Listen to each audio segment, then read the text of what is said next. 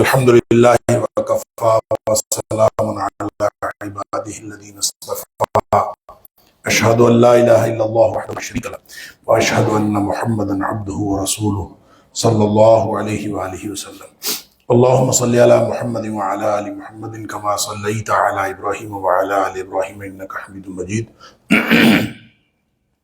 اللہم بارک علی محمد وعلی آل محمد کما بارکت علی ابراہیم وعلی آل ابراہیم انک حمید مجید اما بعد۔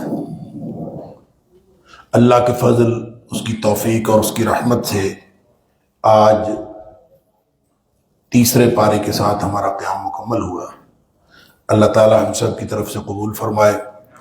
تیسرے پارے میں سورہ بقرہ کی بقیہ 34 آیات ہیں اور اس کے علاوہ سورہ آل عمران کی پہلی 91 آیات۔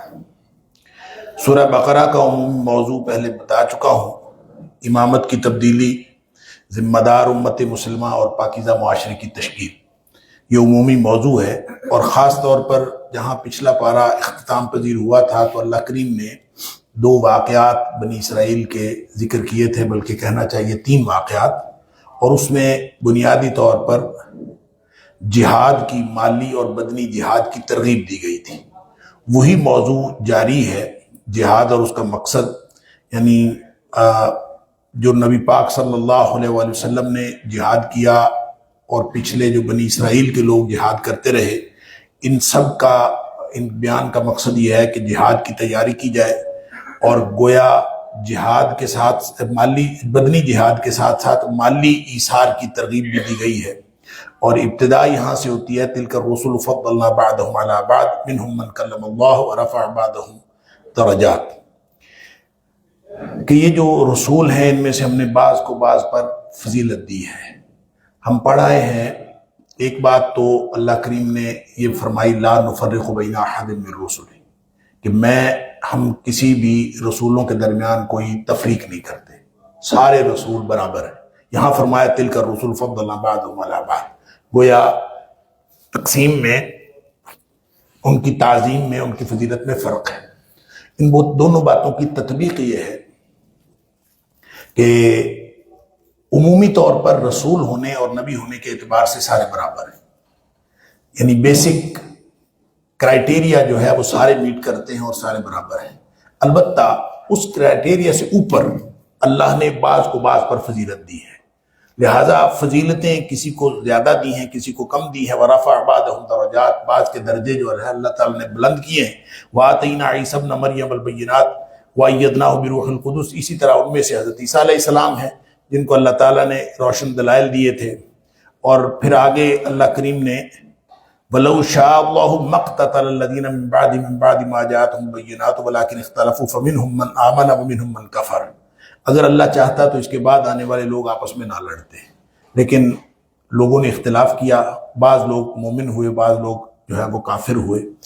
اور یا ایھا الذین آمنوا انفقوا مما رزقناکم من قبل ان یأتی یوم لا بیع فیہ ولا خلۃ ولا شفاعہ، یہاں اللہ کریم نے مالی جہاد کی ترغیب دی ہے کہ اے ایمان والو، مرنے سے پہلے پہلے انفاق کر لو، جتنا خرچ ہوتا ہے کر لو۔ من قبل ان یاتی یوم لا بیع فیہ، جس دن سودے بازی کوئی نہیں ہوگی، نہ اس دن کوئی دوستی کام آئے گی، نہ ہی اس دن کوئی سفارش کام آئے گی۔ پھر فرمایا والکافرون هم الظالمون، جو کافر ہیں وہی ظالم ہیں۔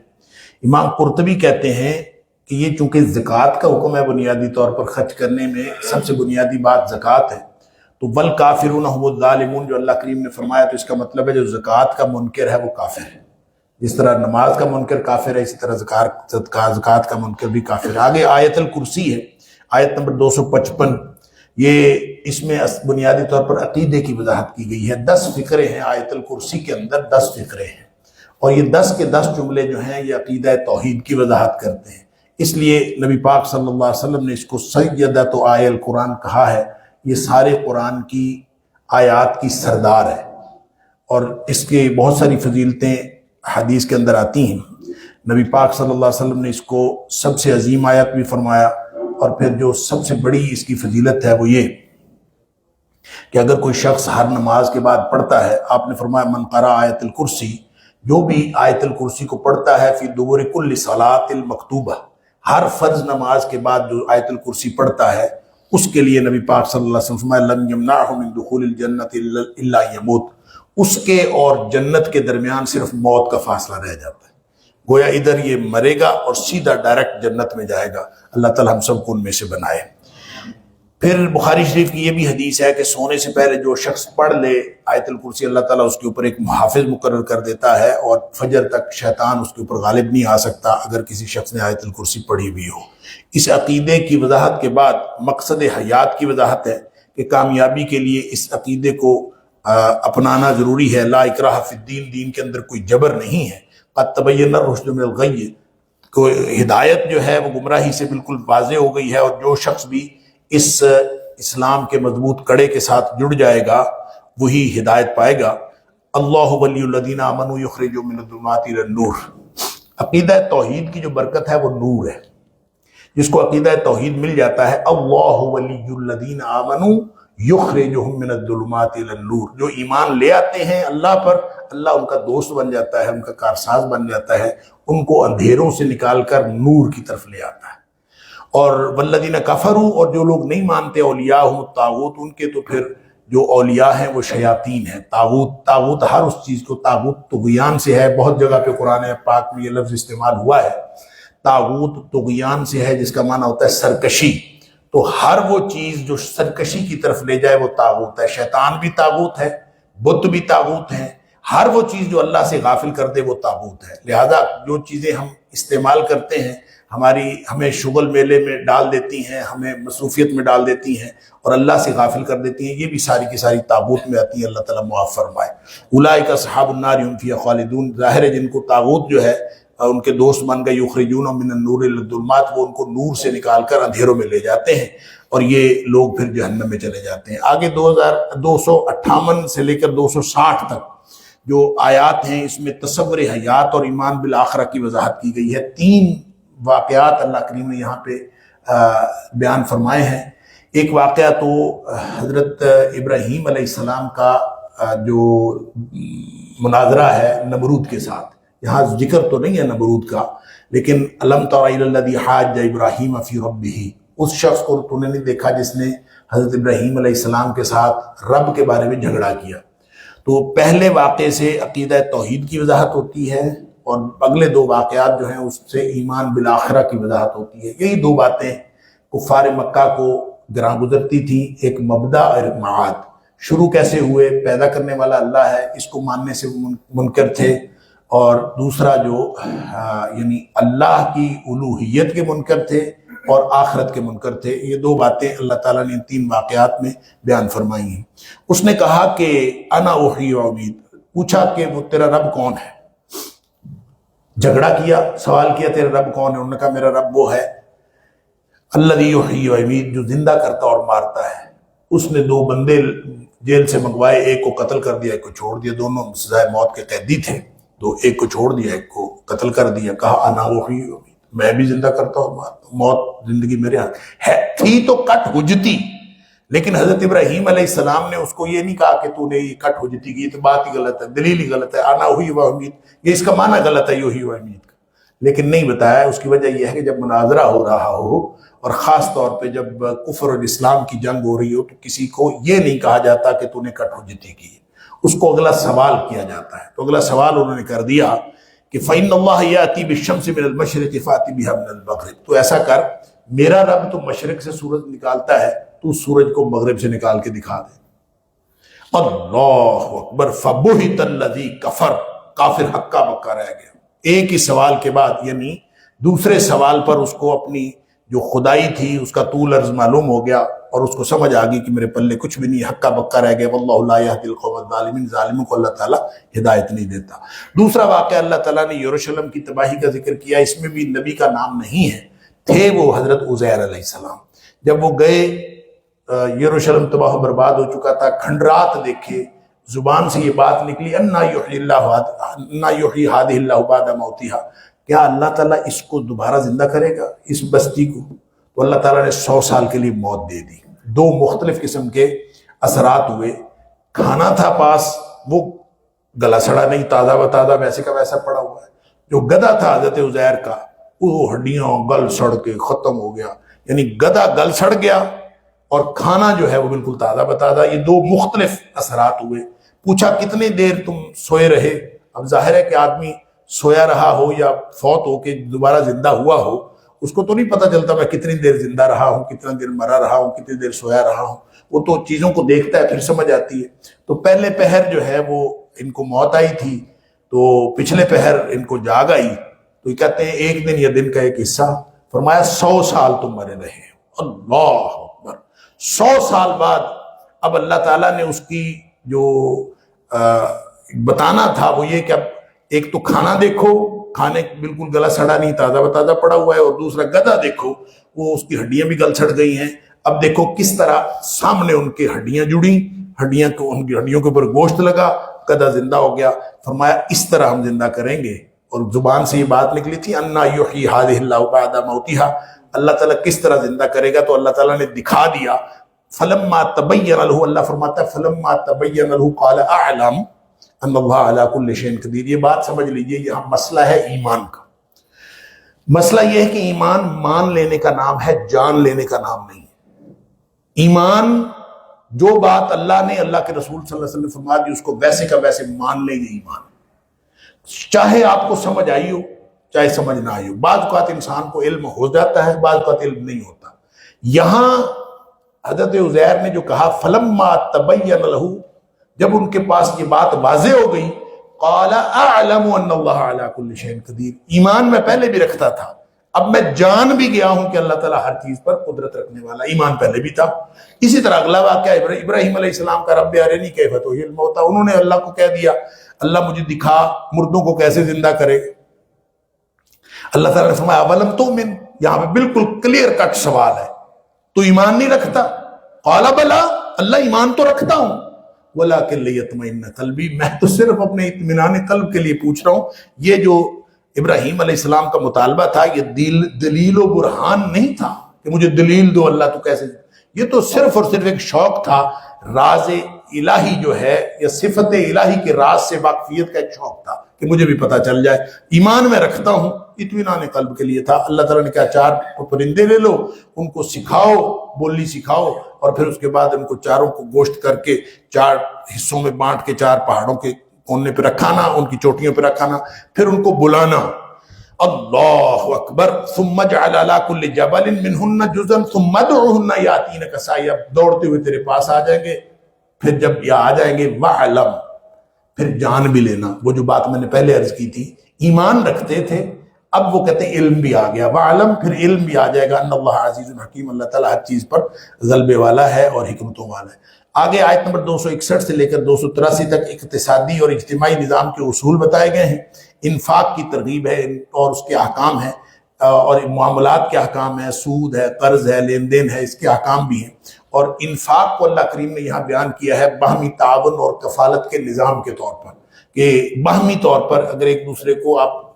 انفاق کرتے رہو گے، اللہ کا کے راستے میں خرچ کرتے رہو گے، تو ایک دوسرے کی کفالت کا انتظام ہو جائے گا۔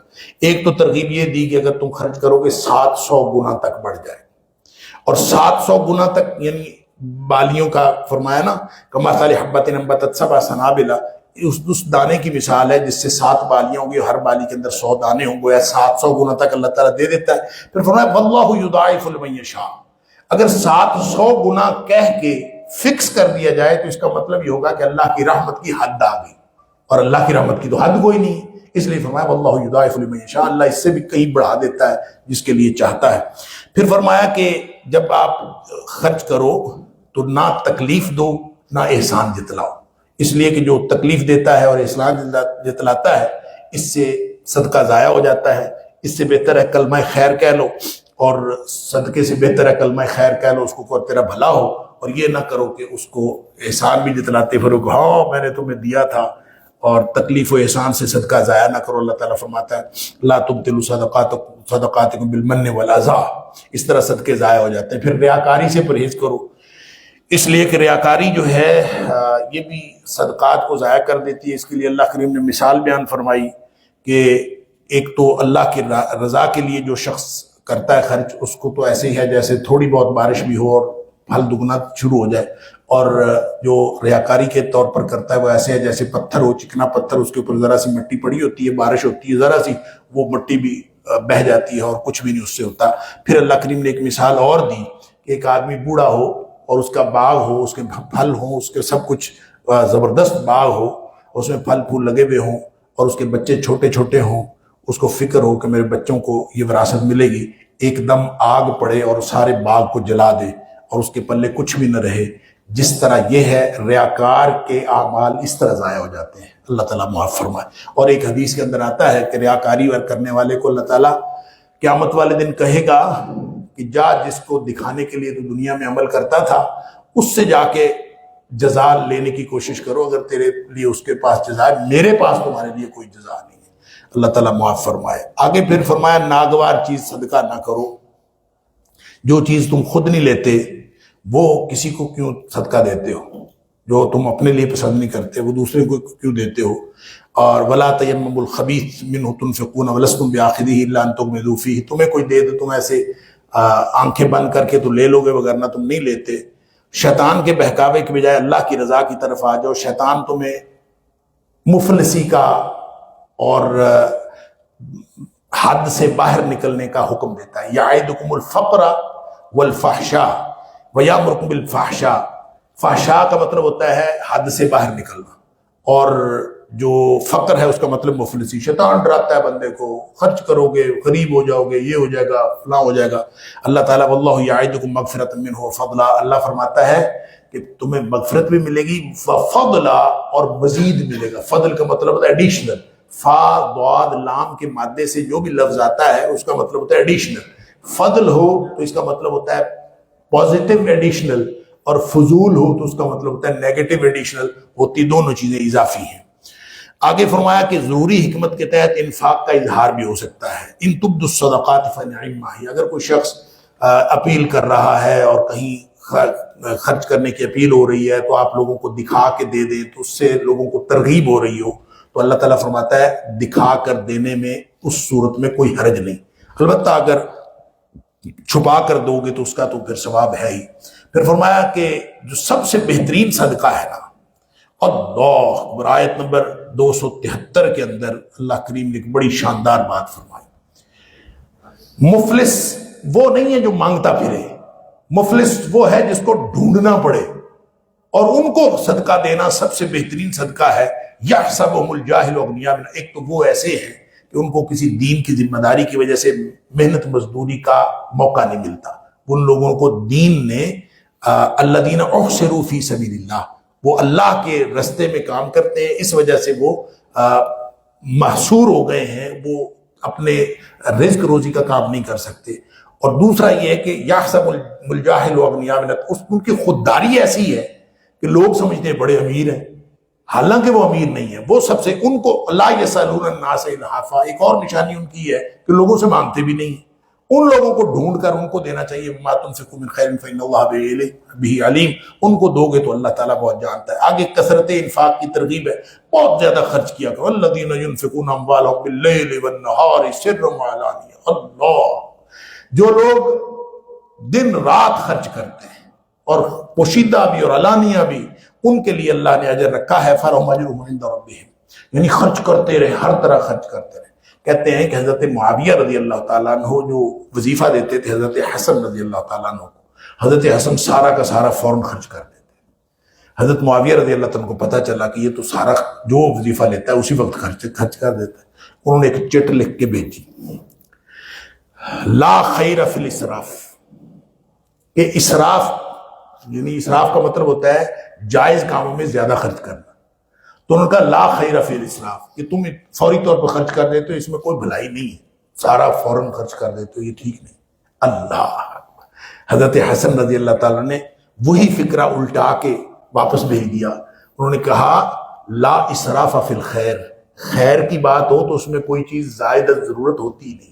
جتنا مرضی خرچ کرتے جاؤ اس میں کوئی اسراف نہیں ہوتا، کیونکہ اللہ نے فرمایا الذین ينفقون اموالهم باللیل والنہار سرا وعلانیہ. جتنا مرضی خرچ کرتے جاؤ اس میں کوئی نہیں. آگے سود کی حرمت ہے، اللہ اکبر، اور قرض کے معاملات ہیں. سود خوروں کا ایک شبہ رہا ہے ہمیشہ وہ کہتے ہیں تجارت میں بھی منافع ہے، سود میں بھی منافع ہے، لہذا ویسا ہی سود ہے اور ویسا انما البیع مثل الربا۔ وہ ہمیشہ یہ کہتے ہیں، اس دور کے سود خور بھی یہی کہتے تھے، آج کے دور کے سود خور بھی یہی کہتے ہیں، اس میں بھی منافع ہے اس میں، حالانکہ اللہ نے تجارت حلال کی ہے، سود حرام کیا ہے۔ فرق کیا ہے؟ فرق یہ ہے کسی نے کسی کو 1,00,000 روپیہ دیا، اس کو کہتا ہے میں 5,000 روپے مہینہ لوں گا، یہ سود ہے، یا آپ نے اس کا کرایہ مقرر کر لیا، کیپٹل کے اگینسٹ پرسنٹیج مقرر کر لی، یہ سود ہے، یہ حرام ہے۔ اگر کسی نے 1,00,000 روپیہ دیا، اس کو کہا کہ تمہیں جو منافع آئے تم کاروبار کرو، تمہیں جو منافع آئے وہ آدھا آدھا ہم کر لیا کریں گے، 50% کر لیں گے، 30-40 کر لیں گے، 70-30، یعنی جتنا مرضی اس کے ساتھ طے کر لیں۔ اگر اس کے ساتھ طے کر لیا، وہ چاہے 5,000 ہی بنتا ہو، وہ جائز ہے۔ تو منافع میں سے حصہ لینا وہ جائز ہے، اور کیپٹل کا اصل زر کا کرایہ لینا یہ حرام ہے، یہ فرق ہے۔ یمحق اللہ الربا ویربی الصدقات، اللہ سود کو مٹاتا ہے اور صدقات کو بڑھاتا ہے۔ اللہ اکبر، اس کی بہت ساری تفصیلات ہیں۔ سورہ روم کے اندر بھی اللہ تعالیٰ نے فرمایا وما آتیتم من ربا لیربو فی اموال الناس، جب تم سود لیتے ہو لوگوں کے مالوں کے اندر پیسے شامل کر کے کہ اس میں سے سود تمہیں آئے گا، اللہ تعالیٰ کے ہاں وہ بالکل نہیں بڑھتا، اور تم جب زکوٰۃ دیتے ہو تو یہ اللہ کے ہاں بڑھتی ہے۔ اللہ اکبر۔ آگے پھر فرمایا کہ تعاون اور خیر خواہی، دیکھیں سودی معیشت جو ہوتی ہے نا، وہ یہ ہے کہ جتنا پیسہ دیا اس کے اگینسٹ سود لینا ہے۔ اگر کوئی شخص قرض جو ہے وہ نہیں دے سکا وقت پہ، سود کی ڈیفینیشن یہ ہے کل قرض جر منفعۃ فہو ربا، ہر وہ سود، ہر وہ قرض جس کے اگینسٹ آپ قرض کے منافع لیں وہ سود ہے، وہ حرام ہے۔ کل قرض جر منفعۃ، جس کے اب کوئی شخص جو ہے اس نے کسی کو قرض دیا ہے، سودی معیشت تو کہتی ہے قرض دو منافع لو، اگر وہ نہیں دیتا، اس نے سال کا وعدہ کیا تھا، سال بعد نہیں دیتا، اس کے اوپر اور سود چڑھا دو، اور سود در سود چڑھاتے جاؤ۔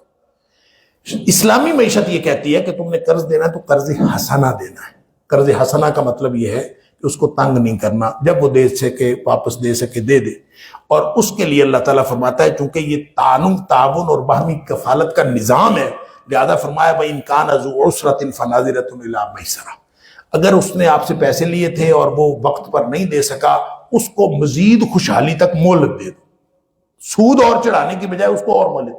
وَأَن تَصَدَّقُوا خَيْرٌ لَكُمْ، ویسے ہی صدقہ کر دو تو زیادہ بہتر ہے۔ اللہ اکبر، یہ اسلام اور سودی معیشت کا یہ بنیادی فرق ہے۔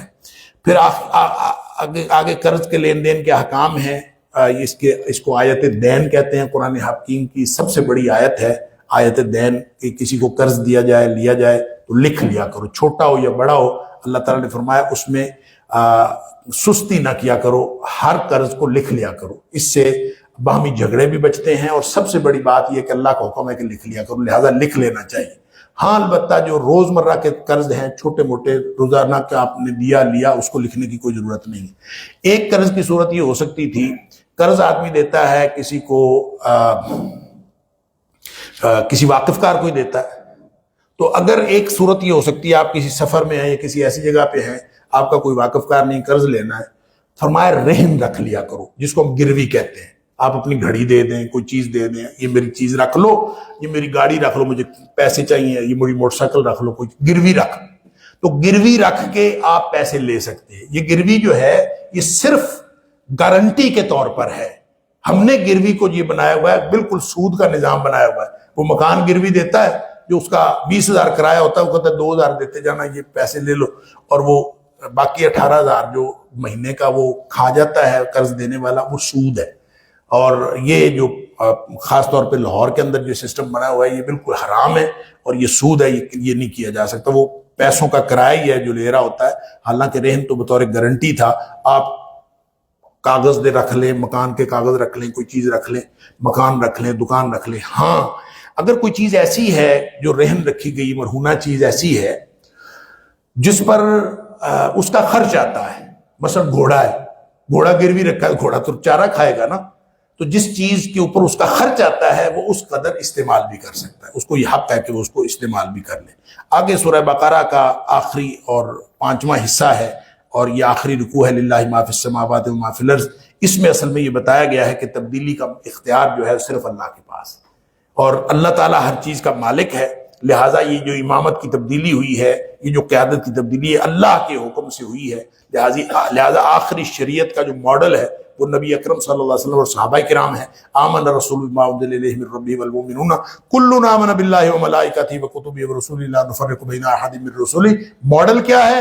ہر چیز پر ایمان لانا ہے۔ ایمان کی یہ پوری تفصیل ہے، ایمان مرکب ہے، ایمان مفرد چیز نہیں ہے، مرکب ہے، اس میں یہ ساری چیزیں شامل ہیں۔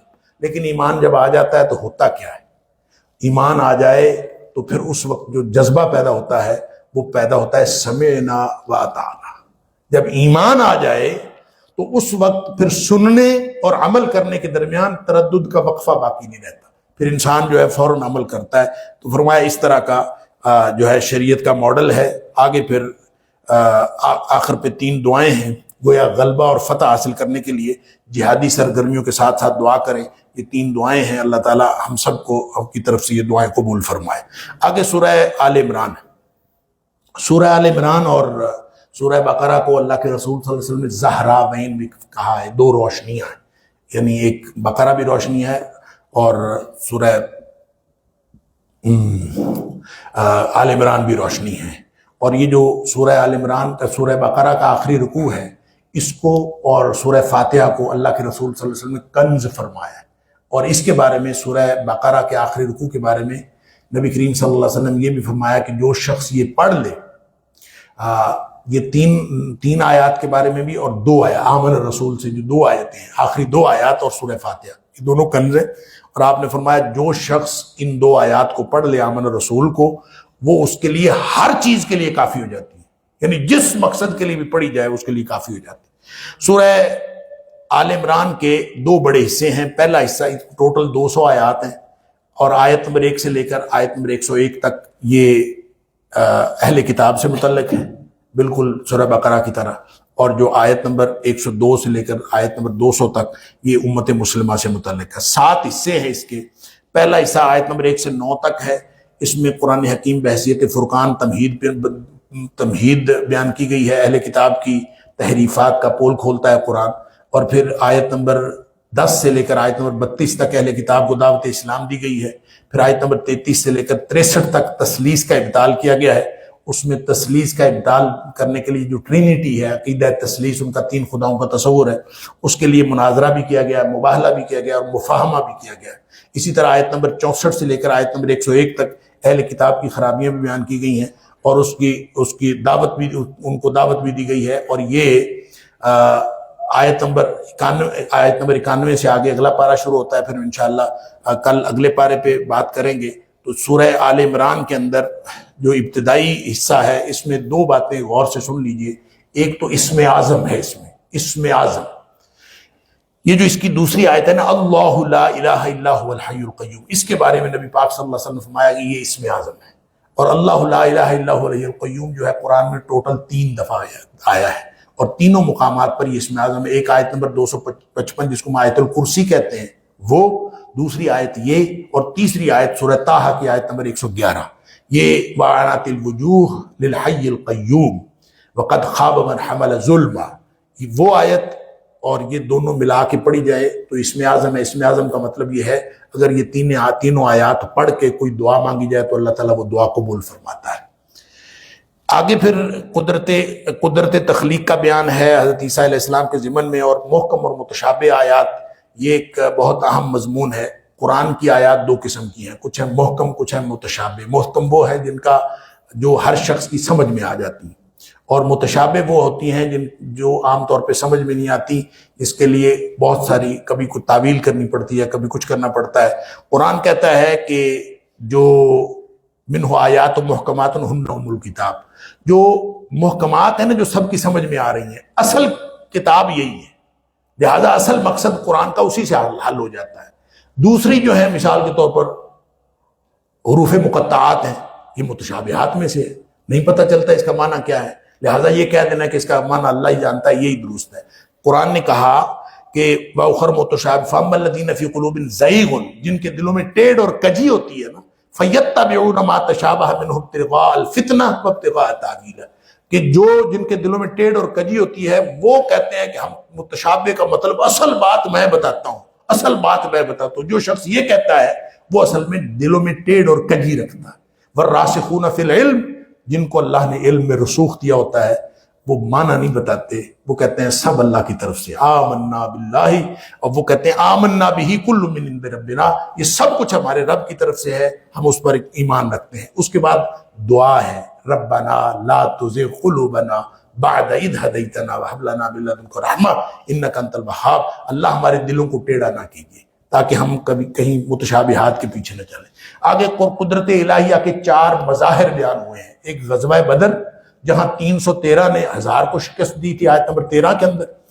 مریم علیہ السلام کے پاس بے موسم پھل آتے تھے، یہ ایک بڑی حیرت انگیز قدرت الہیہ کا نظر ہے، اور حضرت زکریا بھی حیران ہو جاتے۔ حضرت زکریا جو تھے خالو تھے حضرت مریم کے، تو حضرت مریم کو انہوں نے حجرے میں رکھا ہوا تھا، کوئی اور راستہ کوئی نہیں تھا، ایک ہی راستہ تھا، راستے میں خود ہوتے تھے، جاتے ان کے پاس تو بے موسم پھل آئے پڑے ہوتے، حیران پریشان، انا اللہ کی ہادہ، مریم یہ کہاں سے آتا ہے؟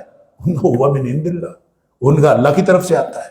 جب ایک نبی تھے حضرت زکریا علیہ السلام، لیکن بات اس وقت سمجھ آئی جب حضرت مریم نے سمجھائی کہ یہ اللہ کی طرف سے آتا ہے، تو دل میں خیال آیا جو اللہ اس کو بے موسم پھل دے سکتا ہے وہ مجھے بڑھاپے میں اولاد بھی دے سکتا ہے، تو فوراً اللہ سے دعا کر دی، یا اللہ مجھے اولاد دے دے۔ جب اللہ کی طرف سے حکم ہو گیا کہ تجھے اللہ بیٹا دے گا، تو پھر پریشان ہو گئے، میں بوڑھا ہوں، بیوی بانجھ ہے، ہوگا کیسے؟ یعنی پھر پریشان بھی ہو گئے۔ اللہ تعالیٰ نے فرمایا وَسَبِّحْ بِالْعَشِيِّ وَالْإِبْكَارِ، صبح و شام تو اللہ کی تسبیح بیان کیا کر۔ اور حضرت زکریا علیہ السلام کا قرآن میں جتنی جگہ بھی ذکر آیا ہے، وہ ہر دفعہ اللہ کریم نے یہ بات ذکر فرمائی ہے کہ ان کو یہ حکم ہوا تھا کہ صبح و شام تسبیح بیان کیا کر۔ اس کا مطلب پتہ کیا ہے؟ اس کا مطلب ہے تسبیح بیان کرنا بے اولادی کا نسخہ ہے۔ جس کو اولاد نہ ہو رہی ہو وہ تسبیح بیان کرے، سبحان اللہ کہے، سبحان اللہ و بحمدہ کہے، سبحان اللہ و بحمدہ، سبحان اللہ العظیم پڑھے، سبحان اللہ و بحمدہ عدد خلقی و رضا نفسی و زینت عرشی و مداد خلقی، یہ پڑھے۔ جتنی جو مسنون دعائیں ہیں اس کے اندر سبحان اللہ آتا ہے، وہ پڑھے تو اللہ تعالیٰ اس کی جو بانجھ پن دور کر دے گا۔ اگر بیوی بانجھ ہے، اگر خود انسان مرد بوڑھا ہے تو اس کا بڑھاپا بھی اللہ تعالیٰ دور کر دے گا، اللہ تعالیٰ اس کو اولاد عطا فرما دے گا۔ اسی طرح زکریا علیہ السلام کو بڑھاپے میں جو اولاد ہونی ہے، یہ بھی ایک حیرت انگیز بات اور قدرت الہیہ کا ایک مظہر ہے۔ اور آیت نمبر 42 سے 63 تک اللہ تعالیٰ نے حضرت عیسیٰ علیہ السلام کی پیدائش، نبوت اور رفع، ان تینوں کا ذکر کیا ہے، اور یہ بھی ایک اللہ تعالیٰ کی طرف سے قدرت الہیہ کا ایک مظہر ہے کہ اللہ تعالیٰ نے اس میں یہ بیان فرما دیا۔ اور اس کے بعد آیت نمبر 63 سے آگے یہ جو عیسیٰ علیہ السلام کی مثال اللہ تعالیٰ نے فرمایا کہ تمہیں پریشانی ہوتی ہے کہ عیسیٰ علیہ السلام بغیر باپ کے پیدا ہوئے، ان مثل عیسیٰ عند اللہ کمثل آدم، عیسیٰ علیہ السلام جو ہیں ان کی مثال آدم علیہ السلام کی طرح ہے۔ اگر عیسیٰ بغیر باپ کے پیدا ہوئے تھے تو آدم علیہ السلام تو بغیر ماں اور بغیر باپ کے پیدا ہوئے تھے، تو پھر اگر صرف بغیر باپ کے پیدا ہونے سے الہ بن جاتا ہے تو پھر حضرت آدم علیہ السلام کو تو بدرجہ اولا الہ بننا چاہیے۔ تو جس طرح حضرت آدم علیہ السلام کو اللہ نے پیدا کیا بغیر باپ کے بغیر ماں کے، خلقہ من تراب، مٹی سے پیدا کیا تھا، ثم قال له کن فیکون، مٹی کا پتلا بنا کے اللہ تعالیٰ نے فرمایا اٹھ، وہ اٹھ کے کھڑا ہو گیا۔ اسی طرح حضرت آدم علیہ السلام کی مثال، حضرت عیسیٰ علیہ السلام کی مثال۔ الحق من ربک فلا تکن من الممترین، یہ بڑی زبردست بات اللہ تعالیٰ نے فرمایا، الحق، یہ حق ہے اللہ کی طرف سے، فلا تکن من الممترین، اللہ کی طرف سے جب حق آ جاتا ہے نا، حق آنے کے بعد اس کے بارے میں دلیل مانگنا، حق وہ ہوتا ہے جو آپ اپنا ثبوت ہوتا ہے، جس کو ثابت کرنے کے لیے کسی کی ثبوت کی ضرورت نہیں ہوتی۔ الحق من ربک، یہ تیرے رب کی طرف سے حق ہے، فلا تکن من الممترین، شک کرنے والوں میں سے نہ ہو جانا۔ یعنی جب حق آ جائے تو اس کے بعد کوئی شک کرے تو یہ گمراہی ہوتی ہے، کیونکہ قرآن نے کہا فماذا بعد الحق الا الضلال، یعنی حق کے بعد کچھ بھی نہیں ہوتا، وہ گمراہی ہوتی ہے۔ چاہے کسی کا سوال اتنا تگڑا ہو کہ وہ اس کا کوئی جواب ہی نہ ہو، جواب نہ بھی ملے تو اس دلیل مانگنا یہ غلط ہے۔ تو ایک مناظرہ کیا حضرت عیسیٰ علیہ السلام کے حوالے سے اللہ تعالیٰ نے، دوسرا مباہلہ کیا، اور کہتے ہیں کہ یہ پہلی 83 سے 83 نمبر آیت تک جو ہے یہ اس وقت نازل ہوئی جب وفد نجران آیا تھا، نجران کے عیسائی آئے تو ان کا ایک وفد آیا تھا، نبی پاک صلی اللہ علیہ وسلم کے پاس رہا کافی دیر، جو ہے وہ مناظرہ کرتا رہا اور پھر ان کو سمجھ نہیں آئی، پھر نبی پاک صلی اللہ علیہ وسلم مباہلے کا، یعنی اللہ تعالیٰ نے قرآن میں حکم دے دیا مباہلے کا مطلب ہوتا ہے کہ تم اپنے بچے لے آؤ، ہم اپنے بچے لے آتے ہیں اور سب مل کے ثم نبتہل، سارے اکٹھے ہو کے تم اپنی عورتیں بچے سب اکٹھے لے آؤ، ثم نبتہل، پھر ہم مرنے کی دعا کریں۔ نبتہل کا مطلب ہوتا ہے انتہائی عاجزی کے ساتھ دعا کرنا۔ دعا یہ کی جاتی ہے کہ اللہ جو ہم میں سے جھوٹا ہے نا تو اس کو مار دے، اور ہم مباہلہ کر لیتے ہیں، آ جائیں، کسی کو مباہلہ کہتے ہیں، اور آپ نے مناظروں کے اندر مباہلہ بھی سنا ہوگا۔ تیسری چیز ہے مفاہمہ، کہ اللہ نے جب مباہلے کے لیے وہ مقابلے میں نہیں آئے تو پھر اللہ تعالیٰ نے فرمایا کہ قل یا اہل الکتاب تعالوا الی کلمۃ سواء بیننا وبینکم، کہ آپ مباہلہ نہیں کرتے تو آ جائیں، ہم پھر مفاہمت کر لیتے ہیں۔ اور مفاہمہ کیا ہے کہ ہم تعالوا الی کلمۃ سواء بیننا، جو بات ہمارے اور تمہارے درمیان برابر ہے، جو ایکول ہے، وہ ہم اس کو مان لیں۔ وہ کون سی ہے؟ کہ اللہ نعبد الا اللہ ولا نشرک بہ شیئا، اللہ ایک ہے اور اس کے ساتھ کسی کو شریک نہ ٹھہرائیں۔ آیت نمبر 64 سے لے کر آیت نمبر 101 تک میں نے پہلے بتایا اہل کتاب کی خرابیاں ہیں۔ اس میں ابراہیم علیہ السلام کے بارے میں وہ جھگڑا کرتے تھے کہ وہ ابراہیم علیہ السلام جو ہے یہودی تھے، عیسائی تھے، یہ اس طرح کے جھگڑا کرتے تھے۔ اللہ تعالیٰ فرماتا ہے لما تحاجون فی ابراہیم، ابراہیم کے بارے میں تم جھگڑا کیسے کرتے ہو؟ وما انزلت التوراۃ والانجیل الا من بعد، تورات بھی بعد میں نازل ہوئی، انجیل بھی بعد میں نازل۔ ابراہیم علیہ السلام کا زمانہ جو ہے 2200-2500 قبل مسیح ہے، موسیٰ علیہ السلام کا زمانہ 1300 قبل مسیح ہے، عیسیٰ علیہ السلام کا زمانہ جو ہے وہ یہ بالکل جب مسیح دور شروع ہوا ہے، یعنی یکم یہ کہہ لیجئے پہلا سال، تو یہ آپ حضرت عیسیٰ علیہ السلام 1300 سال بعد آئے، حضرت موسیٰ کے بھی، اور حضرت موسیٰ علیہ السلام 1200 سال بعد آئے حضرت ابراہیم علیہ السلام کے، تورات بھی بعد میں نازل ہوئی، انجیل بھی بعد میں نازل۔ تم کس بنیاد پر کہہ دیتے ہو کہ حضرت ابراہیم علیہ السلام جو ہے وہ عیسائی یا یہودی تھے؟ سیدھی بات ہے، ما کان ابراہیم یہودی ولا نصرانی، نہ وہ یہودی تھے نہ وہ عیسائی تھے، ولکن کان حنیفا مسلما وما کان من المشرکین، وہ یک رخ سیدھے مسلم تھے اور وہ مشرکوں میں سے نہیں تھے۔ اور حضرت ابراہیم علیہ السلام کے ساتھ یہودی بھی ملت ابراہیمی ہونے کا دعویٰ کرتے تھے، عیسائی بھی ملت ابراہیمی ہونے کا دعویٰ کرتے تھے، مشرکین مکہ بھی ابراہیمی ملت ہونے کا دعویٰ کرتے تھے۔ اللہ نے فرمایا کوئی بھی نہیں، للذین اتبعوہ، ابراہیم کے قریب وہ ہیں جو ابراہیم کی بات مانتے ہیں، وہذا النبی والذین آمنوا، یہ جو نبی پاک صلی اللہ علیہ وسلم ہے ان کے ساتھ ایمان والے، یہ ہیں ابراہیم علیہ السلام کے اصل وارث۔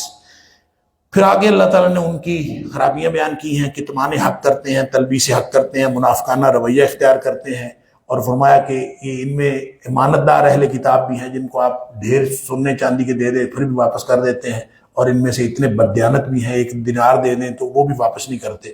پھر تحریف کتاب کرتے ہیں، کتاب کے اندر تحریف، یہ بھی ان کا ایک یعنی خاص وصف ہے، اور یہ ان کی خرابیاں بیان کی۔ آگے پھر آیت نمبر 81 میں اللہ نے میثاق انبیاء بیان فرمایا۔ یہ اس کی تفصیل تو لمبی ہے، اس کو مختصر یوں سمجھ لیجئے، اللہ نے عالم ارواح میں سارے نبیوں سے عہد لیا تھا کہ جب میں تمہیں کتاب دوں اور تمہیں رسالت دوں، اور اس کے بعد میرا ایک نبی آئے گا، اور جب وہ نبی آ جائے تو تم سب نے اس نبی کے پیچھے چلنا ہے، اس کی تصدیق کرنی ہے۔ گویا اللہ نے نبی اکرم صلی اللہ علیہ وآلہ وسلم کی رسالت کو ماننے کا عہد سارے نبیوں سے لیا تھا۔ اور حضرت موسیٰ علیہ السلام ایک دن حضرت عمر فاروق رضی اللہ تعالیٰ عنہ کو ایک تورات کا ٹکڑا کہیں سے مل گیا، اور وہ بیٹھ کے ایسے دیکھ رہے تھے، اس کو نبی پاک صلی اللہ علیہ وسلم پوچھا عمر کیا ہے؟ کہتے تورات کا ٹکڑا ہے۔ نبی پاک صلی اللہ علیہ وسلم کا چہرہ سرخ ہو گیا، آپ نے فرمایا عمر موسیٰ علیہ السلام خود آ جائیں تو بھی ان کی بخشش نہیں ہوگی جب تک وہ میری اتباع نہ کریں، میری پیروی نہ کریں، تو جو ان کو کیوں پکڑتا ہے؟ تو یہ معیار حق اصل میں نبی اکرم صلی اللہ علیہ وسلم کی ذات اقدس ہے۔ اور آخر پہ فرمایا اسلام ہی ضروری ہے، وَمَن يَبْتَغِ غَيْرَ الْإِسْلَامِ دِينًا فَلَن يُقْبَلَ مِنْهُ۔ آیت نمبر 19 میں فرمایا تھا ان الدین عند اللہ الاسلام، اللہ کے نزدیک دین صرف اسلام ہے۔ یہاں فرمایا جو اسلام کے علاوہ دین مانگے، وہ چاہے وہ بالکل اللہ کے ہاں قبول نہیں ہوگا، اور ایسا شخص جو ہے آخرت میں خسارہ پانے والا ہوگا۔ پھر آخر پہ کفر و ارتداد کی سزا ہے، اور جو آخری آیت ہے وہ ایک توجہ دلاتی ہے کہ جو کفر پہ مر جانے والے لوگ ہیں یہ قیامت والے دن اللہ کو فدیہ دینا چاہیں گے، اور اگر یہ زمین بھر سونا اللہ کو فدیہ دے دیں تو بھی ان سے فدیہ نہیں لیا جائے گا۔ اور حدیث میں آتا ہے کہ نبی کریم صلی اللہ علیہ وسلم نے فرمایا اللہ تعالیٰ کافر سے کہے گا اگر تیرے پاس زمین بھری ہوئی سونے کی ہو تو کیا تو یہ دے کے اپنے عذاب سے چھٹکارا حاصل کرنا چاہے گا؟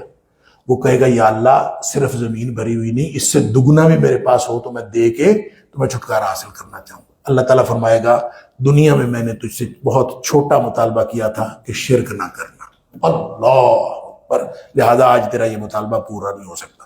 اللہ تعالیٰ مجھے اور آپ کو ہم سب کو قرآن سمجھنے اور عمل کرنے کی توفیق عطا فرمائے۔